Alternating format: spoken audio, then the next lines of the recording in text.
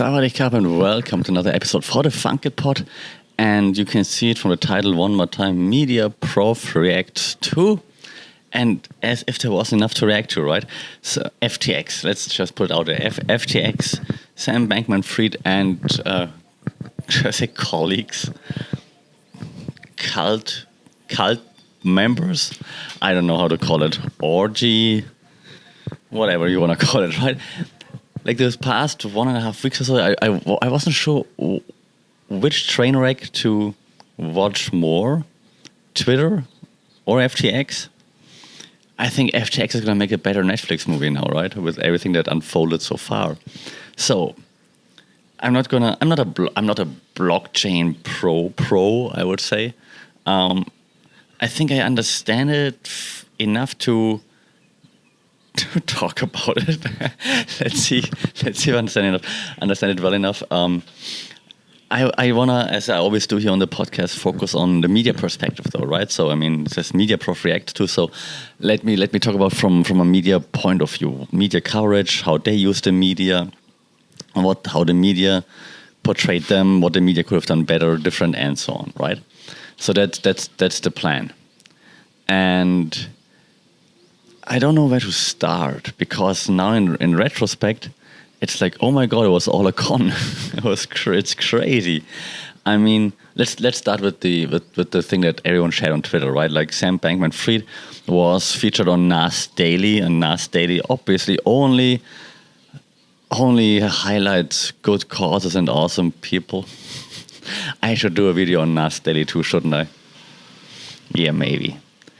Because, I mean, not throwing him under the bus, not just yet, but I mean, there's evidence out there that he allegedly doesn't do that for free, or at least not everything, or that at least maybe you can get in his favor, which makes sense, right? I mean, everybody needs to eat, so I mean, not a surprise that you're trying to make money with it. So, but I think he was even here. That came out like a few years back when he was, I think, in Singapore, and then like the media over here in Southeast Asia covered it, that apparently Singapore paid for it. But again, allegedly, I don't have the details. Maybe I should just look into that, and then we do like a Media Prof reacts to Nas Daily. But for now, let's just say that Nas came out, and he said like, well, it was back then when I did the interview with him, like over a year ago or so, and it was about the charities that they were running. Mostly not about the individual itself, not about like putting your money in that exchange. I mean, he has to say it, but also a fair point to some extent. So it's not about a Nas Daily, it's about FTX, right? So media-wise. So I mean, what happened? FTX, one of the biggest crypto exchanges, went basically down, and now also money disappeared through a backdoor, apparently, that no one else knew of. So, like, apparently the staff is like, we don't know how this happened, like how someone could just transfer funds now out of FTX, like without anyone noticing, without any alarm bells ringing. And so it reminds me of that Netflix show Startup. I'm not sure if you've seen it. I think it was called Startup, like with that gangster in Miami and stuff. I think that reminds me very much of that, actually. Like every time I read something of FTX, it really reminds me of that Startup show. Maybe they were onto something back then. Should have renewed it, so we would have seen how it plays out. Maybe SBF watched that show. It's like, yeah, that's a good idea. Let's do that. But from a media point of view, just really purely from a media point of view, not like from a crypto investor. And yes, I do hold crypto too, and I'm like, all right, maybe not in exchanges. So yeah, but from a media point of view, so. First off, you gotta say that FTX and SBF, of course, they use the media wisely, like actually kind of perfectly. Honestly, also I came across FTX like back then, and simply because I think Binance verification didn't really work here from Thailand, at least when I tried it back then. Or I couldn't utilize. Oh, yeah, I think I could verify, but I couldn't use my Thai bank account or something to buy any crypto on there. So I was looking for alternatives, and then that's how I came across FTX. FTX branded itself as like the alternative to like all those big exchanges. We're different with direct, whatever they call it. I forgot what they call it. They had some term for it. And so That's how I came across FTX. So they did branding very well, I think. Like, we're different than those big ones. We're not one of those. So that was pretty cool, pretty intriguing when I came across FTX. Then SBF used it like very well. Like, hey, I'm the lovable nerd. I just want to give back to the people. Like every year we donate that many millions, billions, and so on to charitable causes and so on. So you're like, hey man, cool, yeah, that's finally a nerd who made it, who's doing the right thing. So we thought, right? So they used the media, I think, very wisely. And then also with like sponsorship of the FTX arena and stuff like this, right? But it's hilarious that Bang Bros now is like, hey, 10 million on the table, we take that name. pretty funny.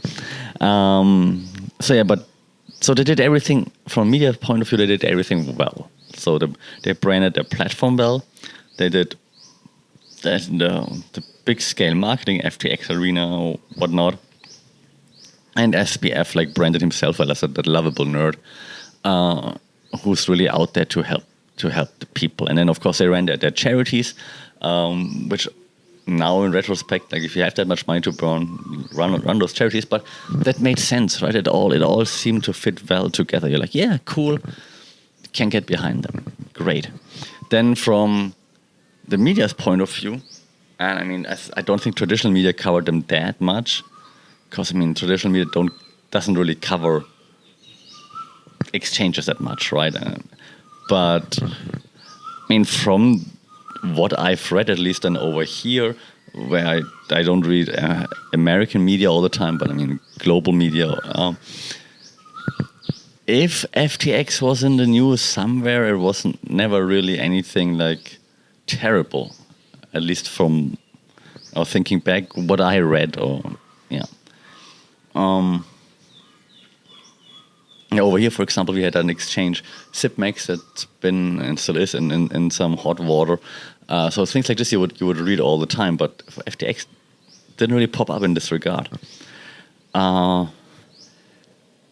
Most of the crypto / blockchain, but I think focusing obviously on the crypto and investment media, they were hailing it. Every crypto site and their grandma had like a sign-up code for FTX or something like this, right? So we like the community was pushing FTX really hard, in my opinion, I think. And every crypto site was behind them, like, yeah, FTX, just click here, do it there, sign up for Binance here, sign up for FTX there. It's always like the call to action, like almost every crypto tweet, post, IG post, blog article, whatever. So no one saw it coming. And that shows also one of the issues, and like I think maybe the main issue that I want to talk about, and it's understandable because we all want it to work, right? We all want everybody involved in the space, like, yeah, crypto should work. We want it to work, so let's just go all in. And if we find something like FTX, like SBF, we like just, yeah, fully behind it or behind him until we get burned again. Pardon me. So maybe that's the problem. Maybe the media, especially like in the crypto space, should. I mean, most of people in the media space and in the crypto space probably have not studied journalism. I simply assume that by now. If I'm wrong, I'm wrong, but I assume that lots of the people that are running those websites, blogs, and so on, post on IG and so on, they have not studied journalism.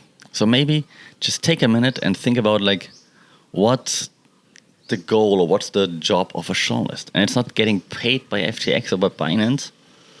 It's you will get paid if you do a good job, more people read you, you will make money. So maybe be that critical voice that the journalist is supposed to be. Journalism at its core is supposed to be like the watchdog over governments, watchdog over institutions, watchdog over financial investors or financial platforms and the trading platforms. So maybe all your crypto journalists out there, or maybe at least one or two of you, think about that and be like, hey, let's not celebrate everything that comes along and that like just makes me money in the short term. Maybe we take like a more critical approach to protect our readers' investment and they will thank us for it. Maybe that would be a good approach.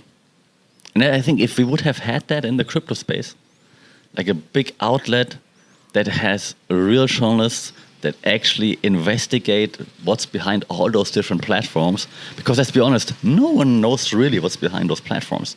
It's lots of smoke and mirrors.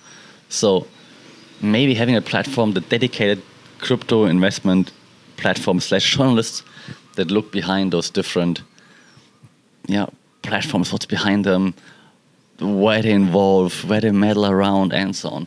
Maybe us, the community, would thank you for that, and that's how you would make or end up making money. Just a thought. Do it. Someone do it, because it would be really great to have. And it exists in almost every other aspect, category of life. I just haven't seen it in crypto just yet. If we would have that, maybe we could have avoided the FTX disaster. Until then, I'm really curious to see how this all plays out, where SBF is going to pop up, how that Netflix show is going to look like, and so on. Let me know your thoughts on the whole FTX disaster drama, science fiction movie in the making, because it sounds like fiction. Shout out, let me know, Funkitpod, at Funkitpod on social media, funkitpod@gmail.com. Like, share, subscribe, rate this podcast, that would be awesome. And until then, keep your investments close. Sawadee Krap.